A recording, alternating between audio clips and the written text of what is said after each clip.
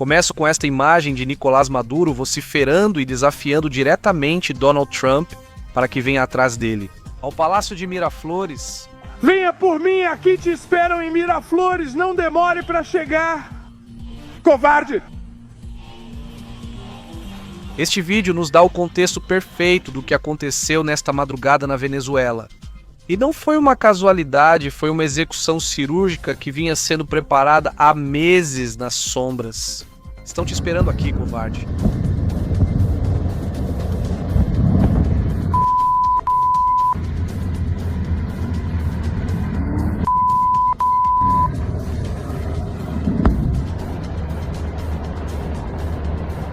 Donald Trump falou há algumas horas e publicou a prova definitiva, uma foto de Nicolás Maduro algemado, vestindo um moletom cinza da Nike e com os olhos vendados a bordo do navio United States Ship Iwo Jima. O que parecia impossível, o que muitos sonhavam e outros temiam, finalmente, neste momento, é história. Nicolás Maduro foi capturado. Agora já sabemos como isso foi possível. Então vou compartilhar os detalhes da operação, que envolveu mais de 150 aeronaves, 20 bases militares e mais de 100 forças especiais conjuntas dos Estados Unidos. Vamos falar sobre por que Maduro, apesar de ter um bunker pronto, cometeu um erro fatal à 1h01 da manhã, que selou seu destino.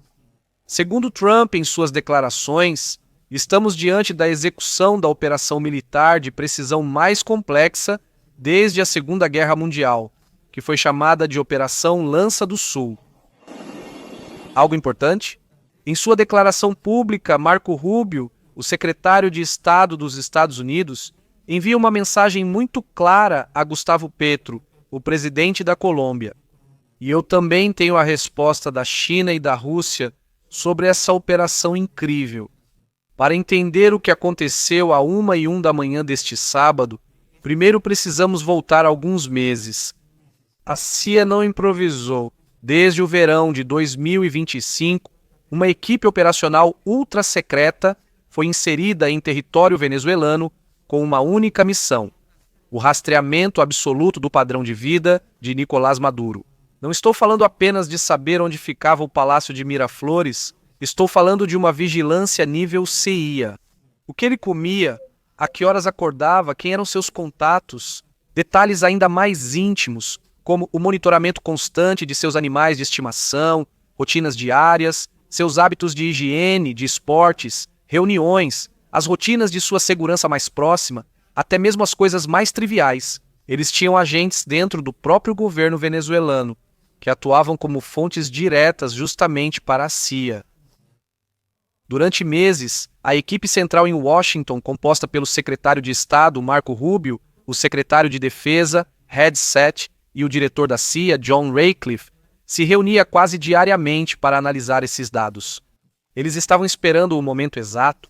Dizem que a operação estava pronta desde o Natal de 2025, mas foi interrompida por um fator que nenhum general pode controlar: o clima. Eles esperaram até que as condições atmosféricas permitissem uma inserção limpa e uma retirada sem riscos para as aeronaves. Algo muito importante que muitos precisam entender no contexto desta operação é justamente o que disse Marco Rubio, que foi enfático ao afirmar que, para os Estados Unidos, Maduro não era um presidente em exercício, mas sim um foragido da justiça. O fundamento legal não é um capricho, mas sim a execução formal do Distrito Sul de Nova York, de 2020 por narcoterrorismo, conspiração para importar cocaína e posse de armas destrutivas. Ou seja, dentro do direito internacional, a operação não se tratou de prender um presidente em seu próprio país, o que seria ilegal. Considerando que, para os Estados Unidos, para a União Europeia e para inúmeros outros países, Maduro não era reconhecido como presidente da Venezuela. Isso nos permite entender o contexto diplomático dessa operação. Muitos também vão se perguntar e dizer: Ari Bueno, e a imunidade diplomática? Respondeu já faz algum tempo. Ao classificar o Cartel dos Sóis como organização terrorista estrangeira, em novembro de 2025, Washington retirou toda a proteção diplomática. Maduro passou de ser um ditador a ser um alvo de alto valor sob as leis antiterrorismo dos Estados Unidos. Trump e Rubio confirmaram que apenas uma semana antes do ataque foi oferecida a Maduro uma última rota de saída. E Maduro, em um erro de cálculo histórico, achou que Trump estava blefando e que nunca teria coragem de cruzar a fronteira com tropas sem ética.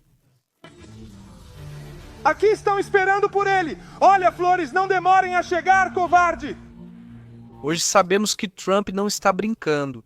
Goste quem gostar, enquanto compartilho com vocês uma coletânea das imagens que começaram a circular bem cedo nas redes sociais. Eu dou os detalhes da operação, que é incrível. E a propósito, foi muito complexo selecionar essas imagens, pela quantidade de imagens, vídeos e fotos falsas que inundaram as redes em questão de horas. Tive que ser muito cuidadoso ao checar cada imagem, cada vídeo, e digo para você tomar muito cuidado. Há imagens que simplesmente é impossível detectar se são falsas ou verdadeiras, se foram feitas com orientação ou não, exceto pela fonte. Então, muito cuidado, nem tudo o que você vê nas redes sociais é verdade.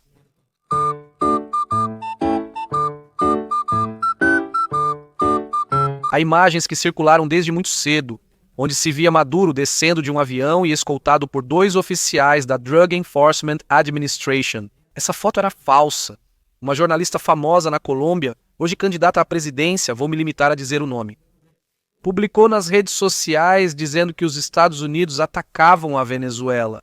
Um vídeo que, na verdade, pertencia a um ataque em Tel Aviv em junho passado, quando o Irã atacou com seus mísseis. Então, bem, nisso todos podem cair. Por isso dou minha fé de erratas. Se acabar passando um vídeo ou algo assim, bom, simplesmente me avisem nos comentários e vamos publicar a correção. Porque realmente digo para vocês, é muito complexo conseguir distinguir o que é real e o que não é real. Bom, beleza, vamos entrar nos detalhes. Passava das 10h40 da noite, da sexta-feira foi dada a ordem executiva final, Trump deu a ordem. Imaginem a escala, 150 aeronaves participaram, saíram de um só lugar, decolaram de 20 bases militares diferentes, incluindo também os porta-aviões, coordenando uma coreografia mortal de aço sobre o Caribe. O desdobramento incluiu bombardeiros de longo alcance e aviões de caça para garantir a superioridade aérea, aviões espiões que saturaram o espectro eletromagnético, aviões de artilharia voando em baixa altitude, lançados de porta-aviões para atingir alvos estratégicos com precisão milimétrica. Após a meia-noite começou a guerra eletrônica. Fontes de inteligência sugerem que os Estados Unidos utilizaram tecnologia de ponta para literalmente desligar os sistemas de defesa aérea venezuelanos de fabricação russa e chinesa. Os radares das baterias antiaéreas que a Venezuela possui, de fabricação tanto russa quanto chinesa, os Bug M2 encarregados de proteger Caracas ficaram cegos em segundos. Foi um apagão total de comunicações, rádios e defesas. O apagão também ocorreu em grande parte das áreas residenciais ao redor dos alvos estratégicos. Mais de 150 aeronaves abriram caminho, a partir dos porta-aviões ancorados nas costas venezuelanas, enquanto iam abrindo passagem. Assim que passaram pela costa e entraram nas áreas montanhosas, rumo à capital, Caracas, os aviões e os drones espiões espaciais iam à frente, literalmente apagando tudo, para quando as primeiras aeronaves chegassem aos alvos. No meio da escuridão, perceberam que ainda contavam com o fator surpresa. Simplesmente, a Guarda Revolucionária e o Exército não estavam percebendo que 150 aeronaves haviam invadido seu território. Só perceberam quando os helicópteros já estavam sobre todos os alvos. Foi aí que as forças leais ao regime chavista perceberam. Enquanto ataques cinéticos distraíam o alto comando com explosões em Fuerte Tiuna e La Carlota, o alvo principal era cercado. À 1h01 da madrugada, as forças de elite da Força Delta e a equipe de resgate de reféns do FBI desceram sobre a localização de Maduro. Aqui os detalhes se tornam dramáticos. Mais informações, W. Como? Merda, que cara bêbado, maluco.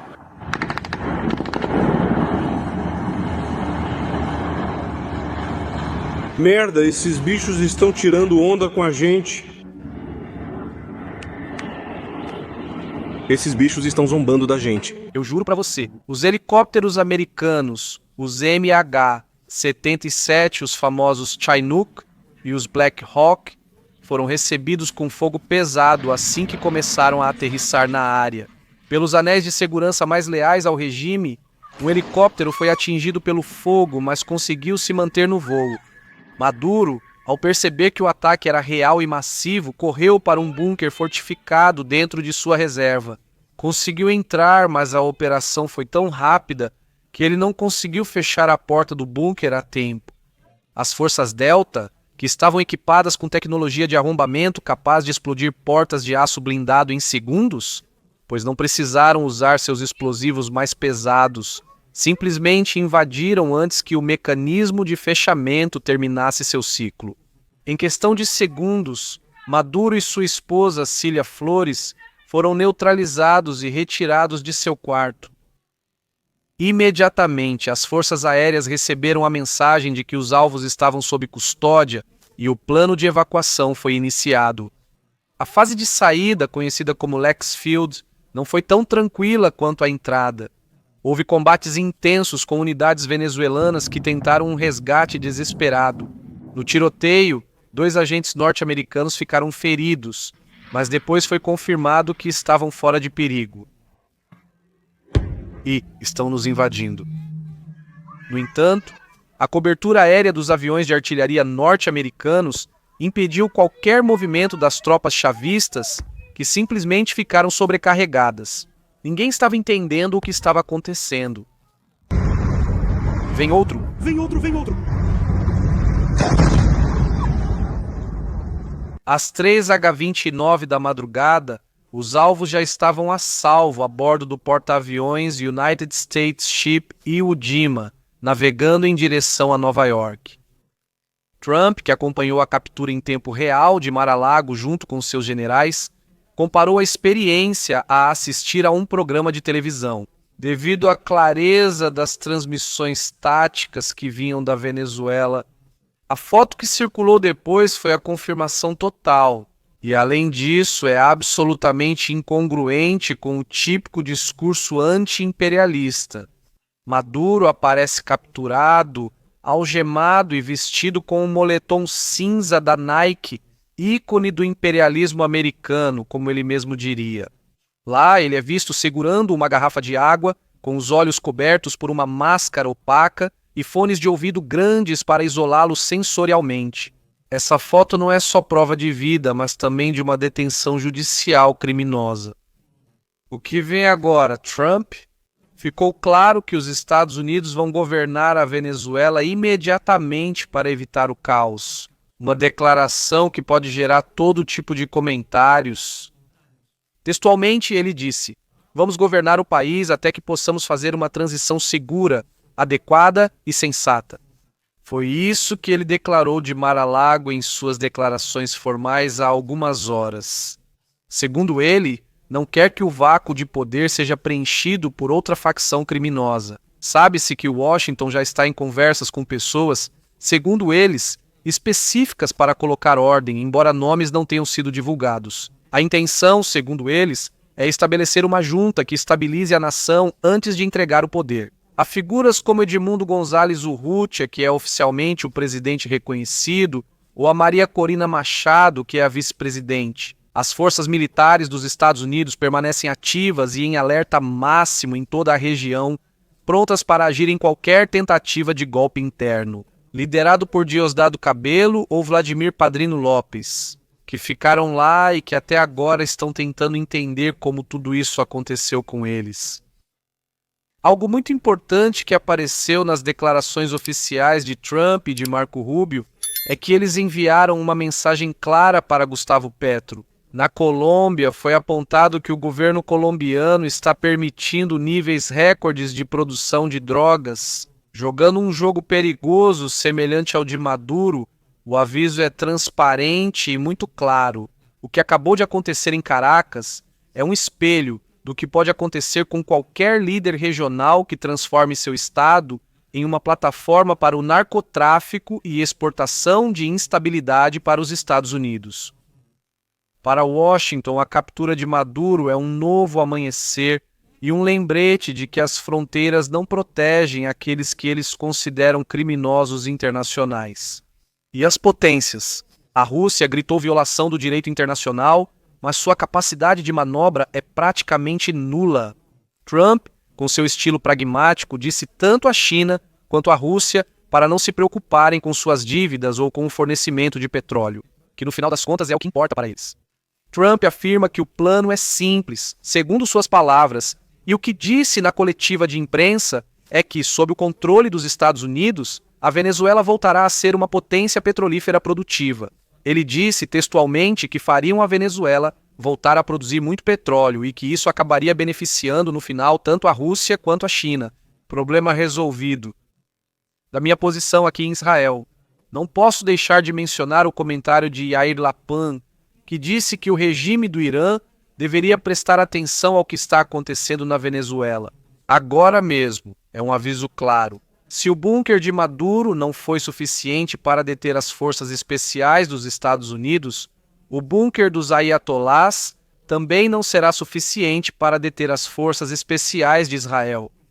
A operação de 3 de janeiro de 2026 tirou um ditador do poder e eliminou uma política baseada na impunidade. Os Estados Unidos cruzaram o Rubicão, demonstrou que tem a inteligência para rastrear até o último detalhe da vida de um líder e a força para tirá-lo da própria cama em minutos. Então, bem, a leitura sem adjetivos é essa. O mundo já não é o mesmo. A era das sanções econômicas deu lugar à era da extração judicial cinética. Enquanto Maduro aguarda julgamento em Manhattan, o que já está sendo comentado, o que está sendo compartilhado oficialmente, é que há 50 anos e a pena máxima seria prisão perpétua. Algumas parecem não recuperar a liberdade. Enquanto isso, restam as questões econômicas. O resto dos líderes autoritários do mundo está se perguntando se sua porta de aço vai se fechar rápido o suficiente, da próxima vez ou quando forem atrás deles. Com certeza, agora mesmo. Muitos líderes políticos, empresários, amigos do círculo tanto interno da Venezuela do chavismo de Nicolás Maduro, quanto os que estão fora em outros países, devem estar agora mesmo apavorados pelo que pode acontecer daqui para frente, porque com toda certeza Nicolás Maduro vai começar a falar e seus sócios, comparsas e amigos não vão conseguir evitar. É muito importante que você se inscreva neste canal. Vamos acompanhar de perto todos os detalhes do que for acontecendo, não só com toda essa novela que acabou de começar com a captura de Maduro, mas também com o que está acontecendo agora mesmo no Irã, o que fez com que Israel entrasse em alerta máxima. Então se inscreva, ative o sininho para saber quando eu postar um vídeo, não saia sem deixar seu like. Até a próxima.